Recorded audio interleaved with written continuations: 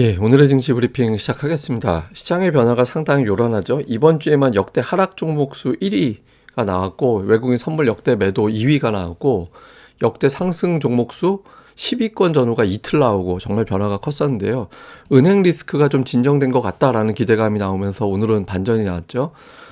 퍼스트 리퍼블릭 은행에 대해서 이제 대형 은행들이 300억 달러 예치하기로 했잖아요. 그러니까 대형 은행들이 자금을 예금을 한다라는 의미가 되기 때문에 저쪽에서 예금할 정도면은 뭐 안전하겠네라고 해서 이제 예금 인출 사태가 좀 진정되지 않을까 이런 이제 기대감을 갖게 됐죠.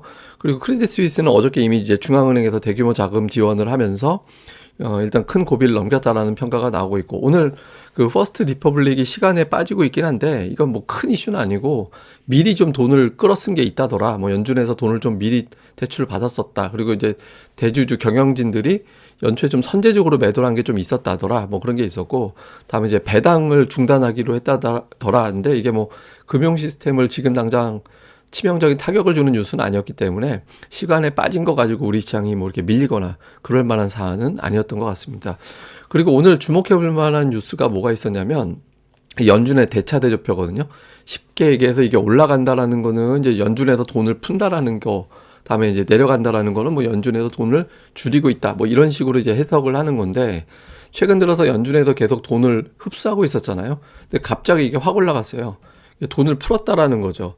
이제 은행들이 연준에서 돈을 가져다 쓰기 시작했다라는 거예요. 왜 가져다 썼냐면 아무래도 이제 유동성, 막 예금 인출 사태 나오고 막 이런 어떤 흐름들이 나오다 보니까 돈을 갖다 썼다. 그래서 일주일 사이에 4천억 달러가 이제 급증을 했다라는 겁니다. 그러면 이게 양적 완화를 다시 한 것과 똑같은 꼴이 됐거든요.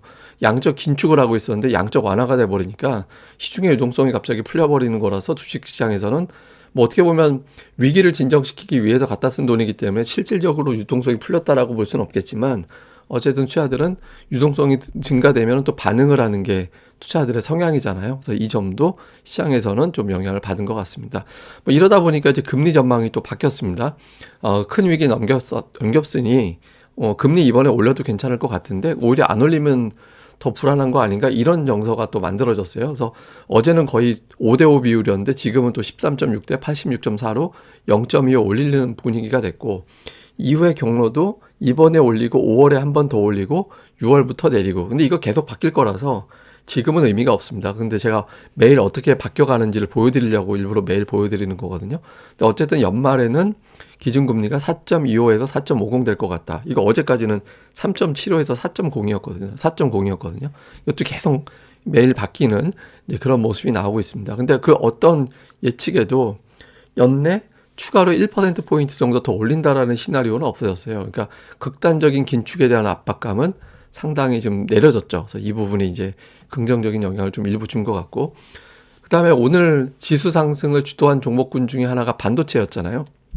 크리스토퍼 롤랜드라고 굉장히 유명한 분석가가 PC와 스마트폰용 칩 재고가 최악을 넘겼다. 그러니까 이런 분석을 했거든요. 그러니까 이건 오늘 뭐 제가 장중에 올려드린 방송에서도 전달이 된 거죠. 근데 이것뿐만 아니라 그래서 마이크론 테크놀로지가 올라가는데 또 이런 뉴스도 있습니다. 이게 뭐냐면 골드만삭스에서 오늘 어떤 거를 얘기를 했냐면, 그 미국의 은행 리스크가 생기면 한국과 대만 주식이 좀 위험을 받는다. 그러니까 이런 내용들을 분석을 했거든요. 그 내용을 가만히 보면 이런 식으로 해석되는 것 같아요. 제가 보기에는 이게 우리나라의 전기전자 업종하고 대만의 전기전자 업종은 시총이 크잖아요. 그러니까 은행 문제가 생기면 외국인들이 자금을 회수할 거고, 회수하게 되면 아무래도 시가총액 최상단 종목을 회수하게 되잖아요. 또 경기가 나빠진다는 의미가 되니까 뭐 수출도 문제가 생길 거고, 그래서 수급이 불안정해지는 건데 은행 문제가 풀렸잖아요. 그러니까 일단 진정이 됐죠. 이제 그러다 보니까 다시 은행 쪽이 진정이 돼? 그러면 IT사 이렇게 되면서 오늘 하이닉스가 급등을 하고 삼성전자의 매수가 붙고, 뭐 이런 점도 오늘 반도체 업황 이야기도 있었지만 수급에서는 이런 스토리도 이제 또 올라가는데 영향을 준 것 같습니다. 다음에 이제 업종 수급은 외국인들이 동시효과의 매수로 뒤집어져 가지고 순매수 들어왔는데요. 종목으로 삼성전자가 오래간만에 2천억대 매수, 그러니까 매수 최상단에 들어간 게 되게 오래간만이고, 자동차 들어가고 제약바이오, 게임주 이런 것들이 포진해 됐고요. 반면에 매도 쪽은 전부 다 2차 전지로 돼 있고, 기관 투자자들 같은 경우는 하이닉스, 삼성전자가 또 역시 오른쪽에 가 있고, 삼성 SDI라든가 그다음에 방산 관련된 종목이라든가 이런 것들이 왼쪽에 가 있고 그러니까 이렇게 이제 전기전자, 제약바이오, 인터넷주 이런 것들이 오른쪽에 가 있는 게 특징이죠. 그다음에 코스닥 쪽에서는 2차 전지 쪽이 완전히 왼쪽으로 가 있는 형태고 오른쪽에는 로봇 관련주라든가 아니면 IT 뭐 하나마이크론, PSK라든가 원희가 EPS라든가 이런 것들이 오른쪽에 가 있었잖아요. 그러니까 로봇 플러스 반도체 이게 이제 외국인들이 끌어간 종목이었고 기관 투자자들 같은 경우는 저 제약바이오 그다음에 뭐 엔터주 그다음에 역시 이제 IT 원희가 EPS라든가 테스 하나마이크론 유진테크 두산 테스나 이런 것들이 오른쪽에 가 있었습니다. 매도는 다 상당수가 2차 전지 쪽이었어요. 그러니까 2차 전지 팔고 제가 계속 강조드렸던 게 2차 전지 팔고 넘어갈 수 있는 업종은 3개밖에 없다. 반도체, 제약바이오, 게임주 요 구도라고 말씀드렸잖아요. 그러니까 이쪽으로 오늘 이제 수급에서는 나온 것 같습니다. 선물은 오늘 외국인들이 막판에 그 1000계약 정도로 줄였는데 제가 질문이 올라와서 지난번에 외국인들이 선물 팔았는데 금융투자 매도가 안 나오는 게 어떤 의미냐라고 말씀하셨는데 그게 뭐냐면 선물을 그렇게 무섭게 팔아도 선물 팔고 금융투자가 매수지고 현물을 팔아야 되는데 현물에서 매도가 안 나온다는 얘기는 쥐어짜내도 더 이상 매도가 안 나오는 단계라는 얘기거든요. 그러면 이제 방향을 틀게 되는 그런 신호로도 해석을 합니다. 근데 이건 제가 나중에 또 그 날이 오면 다시 한번 설명을 드리도록 하겠습니다. 자, 이슈를 정리해 보면 은행주는 완전히 해결된 건 아니에요. 그래서 이제 지금은 이제 급한 불 정리하는 수준이다. 그래서 은행 뉴스가 이걸로 끝난다라고 생각하기는 어렵고 이제 뉴스가 뭐 한두 번 정도는 더 나올 가능성이 있는데 다만 수습을 빨리 하고 있기 때문에 투자자들이 저걸 가지고 계속 아랫방향으로 간다라고 생각하기는 쉽지는 않을 것 같습니다.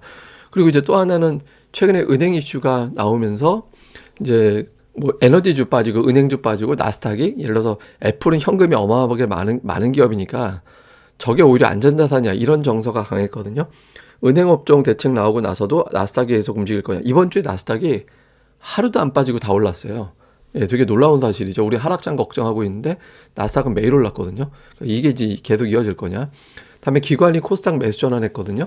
코스닥 매수 전환했다는 건 뭐냐면 먹을 게 생겼다는 얘기예요. 기관처들 입장에서는. 근데 앞으로 매일 매수하지는 않을 겁니다. 그러니까 매수 매도가 좀 엇갈리는 형태로 갈 것 같은데 기관들이 매수하는 종목군들이 그게 이제 2차 전지 다음 종목으로 끌어올린다는 의미가 되니까 그걸 계속해서 이제 모니터링을 해볼 필요가 있습니다. 뭐 오늘 특징은 뭐 사실 상승 종목수가 역대 6위로 나온 날이기 때문에 뭐 특정한 특징주라고 얘기하기는 좀 어려운 것 같죠. 그리고 오늘 제가 제목이 그 은행 위기에 속지 말라라고 제가 말씀을 드렸는데 그걸 제가 왜 이렇게 표현을 했냐면 이게 작년도 9월 이후에 외국인들 선물 동향입니다.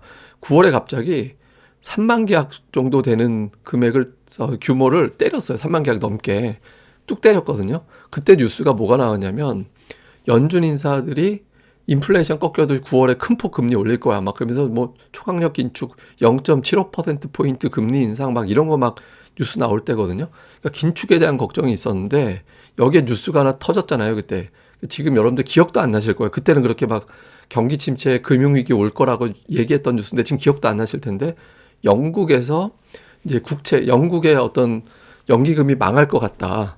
그래서 뭐 영란은행이 국채 매입을 한 해 만에 그렇게 되고 영국의 총리가 갑자기 바뀌고 그런 해프닝들이 막 있었잖아요. 그때 영국발 위기설 그것 때문에 글로벌 금융위기 온다라고 막 떠들었거든요.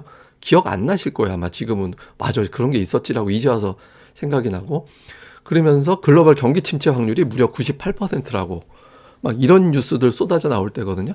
그러면서 주식시장 그때 어떻게 됐냐면 이렇게 급락을 했잖아요. 그때 금융위기설 막 그렇게 퍼뜨려가지고. 그러니까 지금 생각해 보세요. 그러니까 고용지표 잘 나오고 나서 그러니까 미국의 어떤 긴축이 다시 빅스텝으로 간다는 뉴스 나오고 은행 뉴스 막 터져 나오고 은행 뉴스 나오면서 경기 침체 넘어서 금융위기 온다라고 막 그런 얘기들 나오고 하거든요.